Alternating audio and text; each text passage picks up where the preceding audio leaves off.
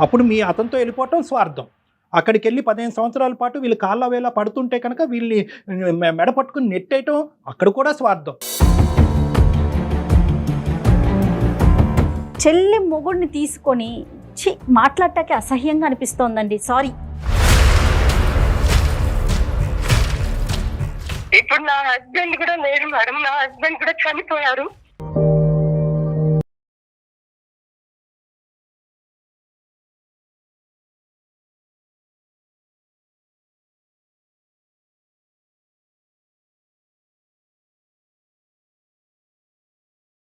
మళ్ళీ ఎందుకు చేసుకున్నావు నాకు ఫోను? లేదు నీతో ఒక్కసారి మాట్లాడాలి. ఒక్కసారి కాదు, అసలు నువ్వు నాతో మాట్లాడేది, నువ్వు నీతో మాట్లాడాలనుకోలేదు. అసలు నా పిల్ల ఎన్నోసార్లు అడిగింది, మమ్మీ డాడీ ఎక్కడ డాడీ ఎక్కడ అని. ఏం చెప్పుకోలేకపోయాను సార్ నేను.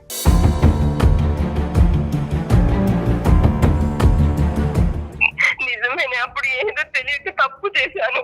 తెలియక కాదు, తెలిసే చేసినావు. తెలియక కాదు, ఆ విషయం తెలిసే చేసినావు. చెల్ల భర్త నీకు తెలియదా? నీకు అన్ని తెలియదా? ఏం తెలియదా? నీ చెల్లకు కూతురు ఉందని తెలియదా? ఏం తెలియదా నువ్వు చేసినావు?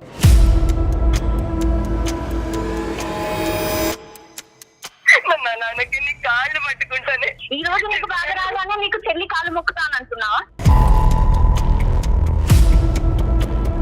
నాతో పుట్టి, నాతో ఉండి, నాతో చేసి నీకు ఎలా చేయాలనిపించింది అప్పుడు? నువ్వు వెళ్ళి వాళ్ళని సుఖపెట్టట్లేదు, సంతోష పెట్టట్లేదమ్మా. నువ్వు వాళ్ళకి సుఖానికంటే బాధనే ఎక్కువ ఇచ్చిందని అవుతుంది. ఎన్ని కౌన్సిలింగ్లు చేసి ఏ విధంగా నీతో మాట్లాడినా కూడా నీ బాధని మేము తీర్చేది కాదు. కానీ డెసిషన్ పూర్తిగా మీదేనండి.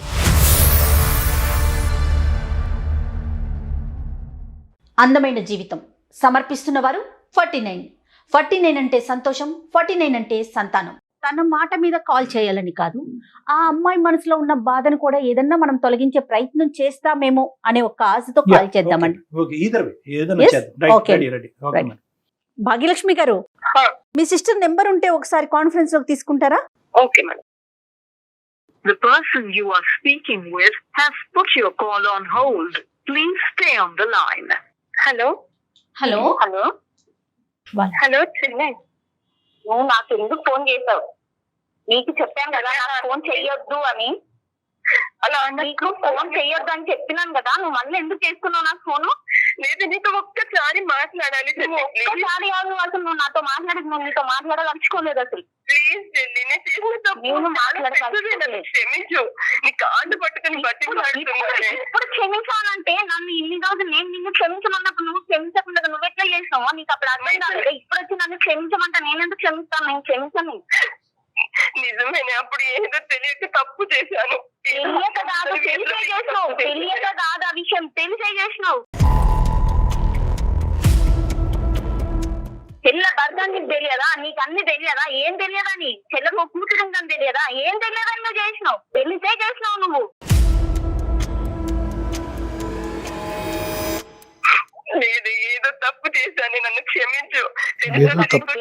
ఈ రోజు నన్ను క్షమించంటే నేను ఎంత బాధపడ్డాను, ఎంత బాధపడ్డా, నేను ఎంత ఏడ్చుకున్నా, నేను ఎంత బాధపడ్డా నీకు అప్పుడు నీకు అనిపించలేదా? ఈ రోజు నీకు బాధ రాగానే నీకు చెల్లి కాళ్ళు మొక్కుతానంటున్నావా? మరి అప్పుడు నీకు బాధ అనిపించలేదా? ఇచ్చాడు, అందుకే దేవుడు నాకు శిక్ష ఇచ్చాడు. దేవుడు ఇస్తాడు. ఒక్కరిని బాధ పెట్టినప్పుడు దేవుడు శిక్ష ఇవ్వకుండా ఉండదు, తప్పకుండా శిక్షిస్తాడు. చిన్న పిల్ల తండ్రి లేని పిల్లని చేసినావు కదా నన్ను. ఆడపిల్లని నువ్వు ఒక తండ్రి లేని పిల్లని చేసినావు. నేను పిల్లని పెట్టుకొని నేను ఎట్లా బతికినా?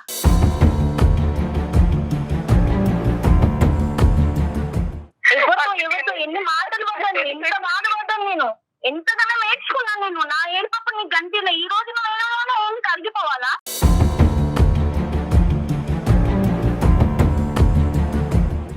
ఈ రోజు నువ్వు ఏడ్చి కాలు మొక్కుతానగా నేను కరిగిపోవాలా? ఆ రోజు నీకు తెలియలేదా అదే నేను చేసింది తప్పు అన్న విషయం నీకు తెలియలేదా? అప్పుడు నువ్వు నన్ను 10 సార్లు చెల్లె అన్న ప్రేమ ఉంటే నువ్వు ఇలా చెయ్యకపోయేదానివి. ఈ రోజు నన్ను 10 సార్లు చెల్లె అన్నానే బదులు నువ్వు నాతో పుట్టి, నాతో ఉండి, నాతో చేసి నీకు ఎలా చేయాలనిపించింది అప్పుడు? నీకు అప్పుడు అర్థం కాలేదా? ఈ రోజు వచ్చి నీకు ఆల్మోస్ట్ నేను అక్కడికి పిలవడానికి కూడా నాకు నోరు వస్తలేదు అసలు.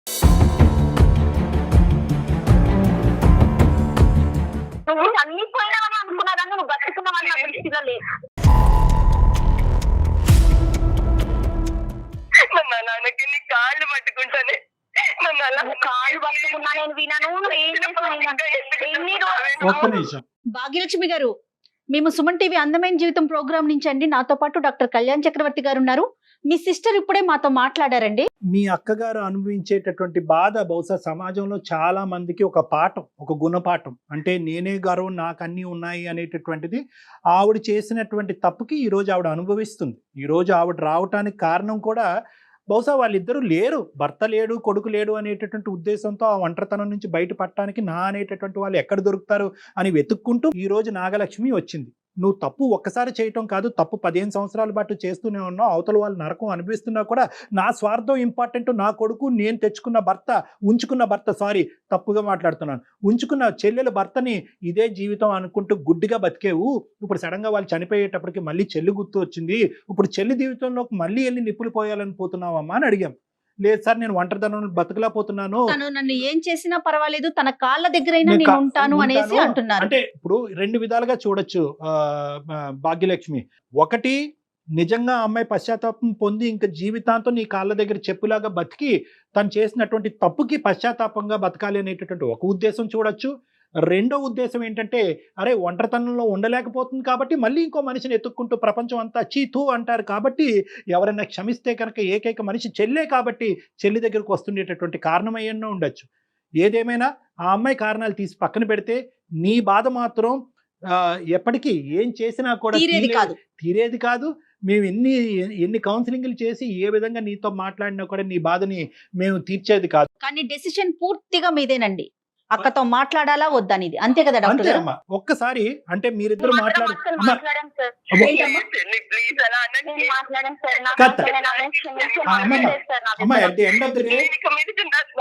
మీ చెల్లెలైనటువంటి మీ భాగ్యలక్ష్మి ఏమనుకుంటుంది అనేటటువంటి దాన్ని బట్టి మనం ఇంకా ఆలోచించాలి. భాగ్య, మీరు చెప్పండి. నువ్వు క్షమించవమ్మా, ఒక్క పాయింట్ నాకు చెప్పమ్మా. ఒక్క నిమిషం భాగ్యలక్ష్మి, ఒక్క నిమిషం నాన్న.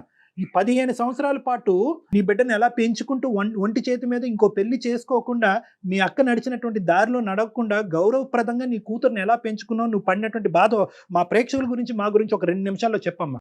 సార్, నేను ఎంతో నరకం అనుభవించినాను సార్. ఎంత అంటే చిన్న పిల్ల 3 ఏళ్ళ పిల్లని చేసి వెళ్ళిపోయాను సార్. నేను అక్కడి నుండి నేను మళ్ళీ అమ్మ వాళ్ళు ఎంతగానో చెప్పినా గానీ ఏం చెప్పినా నేను ఎవ్వరు మాట వినకుండా బయటికి వెళ్ళకుండా అమ్మ వాళ్ళ దగ్గరే ఉండిపోయాను సార్. అమ్మ వాళ్ళతోనే ఉన్నాను సార్ నేను. ఎందుకంటే బయటికి వెళ్ళిపోతే నా పిల్ల కూడా ఇదైపోతాను, నేను ఇదైపోతాను, ఒంటరి వాళ్ళం అయిపోతాం, మేము మాకు ఎవరు చూడలేదని మా మమ్మీ వాళ్ళతో వాళ్ళే ఉండిపోయాం.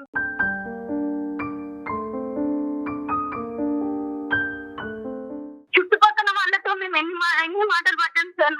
అదే దీని భర్త విడిచిపోయింది, వీళ్ళ అక్క తీసుకొని వెళ్ళిపోయింది, దీని జీవితమైంది అని. పక్కన నేను పుట్టిన ఇంట్లో ఉండి బయటకు వెళ్ళలేని పరిస్థితులలో ఉన్నాను సార్ నేను.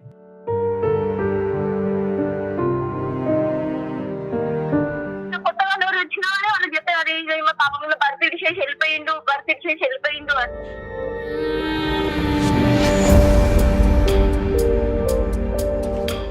అదంతా బాగా నా పాప మీద పడింది సార్. తండ్రి లేడు పిల్లకి, ఇట్లా చేసింది అట్లా చేసింది అని అన్ని నేను భరించుకుంటూ వచ్చాను సార్ నేను.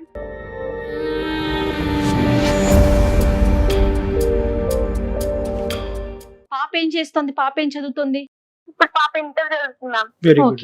అది కదమ్మా, నీకు ఎక్కడ అనిపించలేదమ్మా ఆల్రెడీ భర్త ఉన్నటువంటి ఒక అక్కే ఇంకో భర్తతో వెళ్ళిపోయింది కదా, మరి ఏ భర్త లేని నేను ఇంకో భర్తను ఎందుకు పెళ్లి చేసుకోలేదు, ఇంకో మగాడిని ఎందుకు పెళ్లి చేసుకోలేదు అనేది నీ ఒత్తిడి నీ మీద రాలేదా? ఎప్పుడు అలా ఆలోచించలేదా నువ్వు?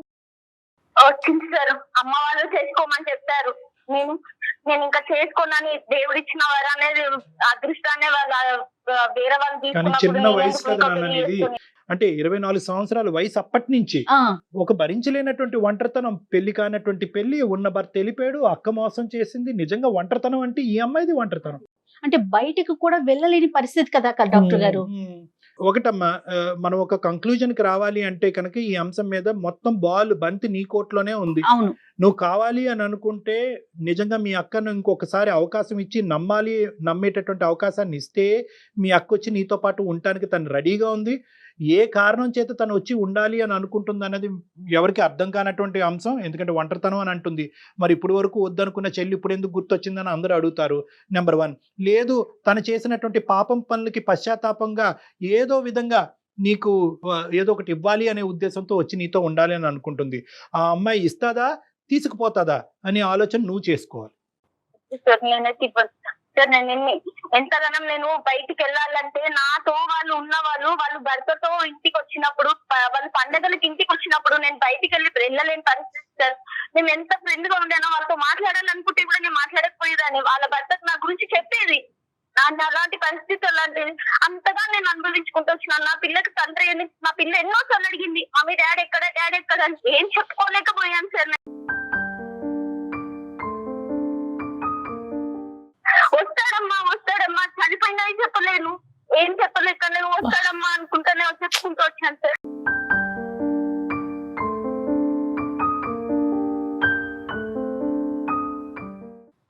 నాకు మా మదలు ఉంది, వదిన ఉంది, వాళ్ళతో మేము ఎన్ని బాధలు పడ్డామో మాకు తెలుసు సార్. నా బిడ్డని నన్ను ఎంత కష్టపెట్టారో వాళ్ళు. ఎందుకంటే నేను అమ్మకు కూడా చెప్పుకోలేను. ఎందుకంటే మన ఏదైనా గొడవ అయితే వాళ్ళ జీవితాలంతా నాశనం అయిపోతాయి.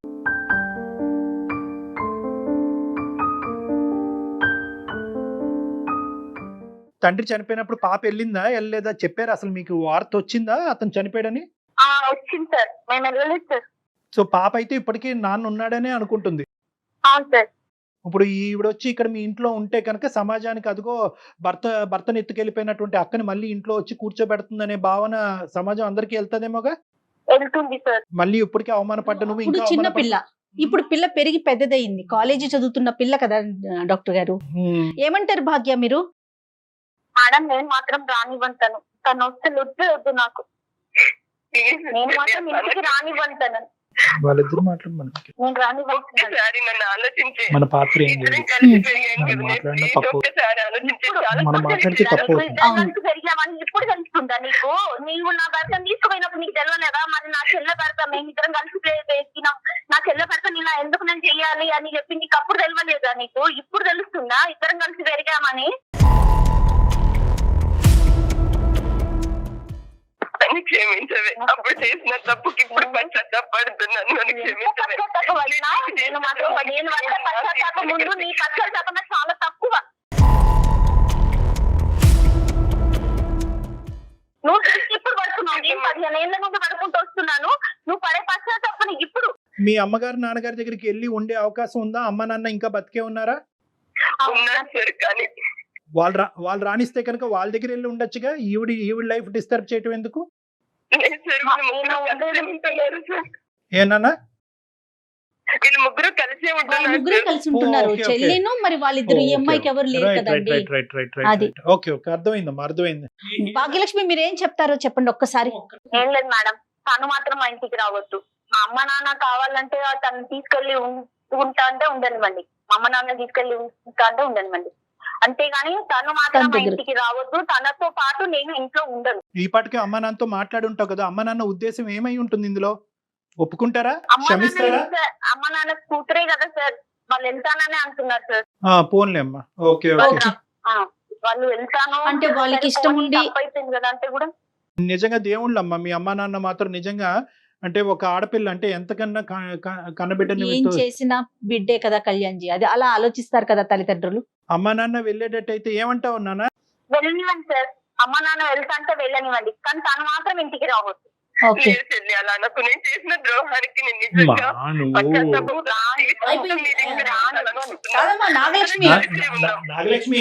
నాగలక్ష్మి నీకు అట్లీస్ట్ నిన్ను కరుణించి నిన్ను మళ్ళీ స్వీకరించేటటువంటి తల్లిదండ్రులు నీకు ఉండటం అనేది అదృష్టం. ఈ రోజు నువ్వు గొప్పగా చెప్పుకోవాల్సింది ఏంటంటే భాగ్య నా దగ్గరే ఉండాలి, నేను ఒంటరిదాన్ని అని చెప్పి తల్లిదండ్రుల గురించి పోరాడట్లే. నీ దగ్గరికి తల్లిదండ్రులను పంపిస్తున్న అమ్మాయి యొక్క మనసు ఇప్పటికైనా అర్థం చేసుకోండి. నీకన్నా చిన్నదైనా కూడా ఇప్పుడు నీ ఒంటరితనం తీర్చడం గురించి నీ ఒంటరితనం తీర్చడం గురించి తన ఒంటరి అవటానికి రెడీగా ఉంది నీ చెల్లెలు. ఇంకా చాలు నువ్వు అనుకున్న దానికంటే ఎక్కువ వచ్చింది. ఇప్పుడు నేను వదలలేను సార్, ఇన్ని దెబ్బలు తగిలాయి, తనని ఒంటరిగా వదలలేను. అందుకే తనతో తల్లిదండ్రులతో తనతో మేమందరము సంతోషంగా ఉండాలనుకుంటున్నాము. మీరు వెళ్తే ఆ సంతోషం లేదంటున్నారండి. మీరు అర్థం చేసుకోలేకపోతున్నారు నాగలక్ష్మి. మీరు వెళ్తే ఆ సంతోషం తనకు ఉండదంటోంది. ఇప్పుడున్న ఆ మీరేమనుకుంటున్నారు కొద్దిపాటి సంతోషం కూడా తను Correct. మిస్ అవుతోంది. మీరేమనుకుంటున్నారు ఇప్పుడు తన ఆ అమ్మాయి కాళ్ళ మీద పడి నేను బ్రతిమలాడుతాను అది మేడం. కాదమ్మా. తన కాళ్ళు ఆ- పట్టుకుంటాను మేడం, నాకంటే నువ్వు చిన్నదైనా. నువ్వు కాళ్ళ మీద పడి బతిమాలుకుంటావు, ఆ అమ్మాయి నిన్ను క్షమిస్తుంది. కానీ ఇప్పుడు జరగబోయేటటువంటి నష్టాలు ఏంటి? సమాజంలో ఇంకా పరువు పోతుంది, భర్తను పిల్ల పట్టుకె పెద్దదవుతోంది. పిల్ల పెద్దదవుతుంది, రకరకాల ప్రశ్నలు వస్తాయి. నాన్నేడి అని చెప్పి ఆ పిల్ల అడుగుతుంది, నాన్న బతికలేడమ్మా చచ్చిపోయాడు అనేటటువంటి వార్త ఈ రోజు కాకపోతే రేపు ఈ అమ్మాయి నోట్లోంచి కానీ నీ నోట్లోంచి కానీ వస్తుంది. ఆ అమ్మాయి చూడకుండానే నా తండ్రిని పోగొట్టుకున్నాను అని చెప్పి ఆ అమ్మాయి మనసు విరిగిపోతుంది. సమాజం ఏమొచ్చి ఇప్పటి వరకు గౌరవంగానే బతుకుతున్నావు కదా, భర్తను పట్టుకెళ్ళిపోయిన అక్కని మళ్ళీ పక్కన ఎందుకు పెట్టుకున్నావు, ఈసారి పిల్లను కూడా పట్టుకెళ్ళిపోద్దని సమాజం అంటది. సో ఇలాంటి రకరకాల ప్రశ్నలు రావటం వల్ల నువ్వు వెళ్ళి వాళ్ళని ఏం సుఖపెట్టట్లేదు, సంతోష పెట్టట్లేదమ్మా. కేవలం నువ్వు పశ్చాత్తాపం పొందుతున్నావు, నీ పశ్చాత్తాపానికి ఒక సమాధానం కావాలని అనుకుంటున్నావు కాబట్టి ఈ అమ్మాయి కాళ్ళ దగ్గర వచ్చి ఉంటున్నాను అంటున్నావు కాబట్టి. కానీ ఇక్కడ జరిగేది ఏంటంటే నువ్వు వాళ్ళకి సుఖానికంటే బాధనే ఎక్కువ ఇచ్చింది అని అవుతుంది. వెళ్ళటం వల్ల ఇంకా ట్రబుల్స్ పెరిగే అవకాశం ఎక్కువ ఉంది కదా. ఒకసారి ఆలోచించుకోండి. మీరు మీరు మీరు emotional గా- ఏదనుకుంటే అది చేసేయటం కాదు కదా. అది కాదు. ఇప్పుడు ఆ అమ్మాయి సుఖంగా ఉండాలనుకుంటున్నావా మీ చెల్లెలు? ఒకే మాట అమ్మా, సంతోషం. మీ అవును సార్, చెల్లెలు తను తన కూతురు సంతోషంగా ఉండాలని. Yes Yes. సుఖంగా ఉండాలి అంటే నువ్వు మీ అమ్మాయిల దగ్గర ఉండు, ఆ అమ్మాయి ఆ బిడ్డతో పాటు బతుకు. ఎస్, వాళ్ళు అటు ఇటు తిరుగుతూ ఉంటారు. మీ చెల్లి దగ్గరికి మీ దగ్గరికి అటు ఇటు తిరిగి ఇద్దరిని చూసుకుంటూ ఉంటారు తల్లిదండ్రులు కాబట్టి. ఓకేనమ్మా? Okay okay madam. ఓకేనమ్మా, ఓకేనమ్మా. భగవంతుడు ఒక జీవితాన్ని ఇచ్చాడు, దాన్ని సక్రమంగా మలుచుకోవటం అనేది మన చేతుల్లోనే ఉంటుంది. తర్వాత మీరు ఏదైనా మాట్లాడాలనుకుంటే ఈ కాల్ అయిపోయిన తర్వాత నేను డాక్టర్ గారి నెంబర్ మీకు ఫార్వర్డ్ చేస్తాను. 1-2 సార్లు డాక్టర్ గారు మీతో మాట్లాడే ప్రయత్నం చేస్తారు. నేనైతే మాత్రం ఏ సొల్యూషన్ చెప్తానని నేనైతే అనుకోలేదమ్మా. నిజంగా ఈరోజు భాగ్యలక్ష్మికి ఇంత పెద్ద మనసు ఉంది కాబట్టి ఈ సమస్యకి ఈ రోజు ఒక పరిష్కారం వచ్చింది. మా వల్ల రాలేదు ఈ పరిష్కారం, కేవలం తన వల్లనే. తన వల్ల వచ్చింది. ఓకే, మా అక్క ఇంత బాధపడుతుంది, ఒంటరిగా ఉంది, భర్త పోయాడు, కొడుకు పోయాడు కాబట్టి తల్లిదండ్రులను అక్కడ పంపించి ఆ ఒంటరితనాన్ని నేను గ్యాప్ నింపుతాను అనే పెద్ద ఉద్దేశంతో ఈ రోజు భాగ్యలక్ష్మి మాట్లాడటం వల్ల ఈ సమస్యకు ఒక పరిష్కారం దొరికింది. ఎప్పటికైనా కూడా నువ్వు జీవితంలో మీ చెల్లెల్ని ఒక దేవతలా పూజించాలి, ఆ దేవత దగ్గరికి వెళ్లకుండా ఉండటమే మంచిది అన్నది నా అభిప్రాయం. Thank you. Right Bhagyalakshmi. Thank okay. కాదండి, ఇప్పుడు కూడా మనము నిజంగా మెచ్చుకోవాల్సింది వాళ్ళ చెల్లినే కదా డాక్టర్ గారు. 100% కదా. ఆ అమ్మాయి తల్లిదండ్రులు కూడా నేను పంపించను, నువ్వు చావు అనింది అనుకోండి, అంతే, ఏమవుతుంది? చాలా గ్రేట్. అమ్మాయికి మనం చేతులెత్తి మొక్కొచ్చు, చెప్పొచ్చు కూడా. అవును కరెక్ట్ అమ్మా. విచిత్రమైన సంఘటనలు అండి, వింత పోకళ్ళు, విచిత్రమైన సంఘటనలు. నాగలక్ష్మి ఏమన్నా మాట్లాడాలనుకుంటే మీరు ఒకసారి మాట్లాడే తప్పకుండా ప్రయత్నం. తప్పకుండా any time. Thank you thank you. నమస్తే. నమస్తే. అందమైన జీవితం సమర్పిస్తున్న వారు 49. 49 అంటే సంతోషం, 49 అంటే సంతానం.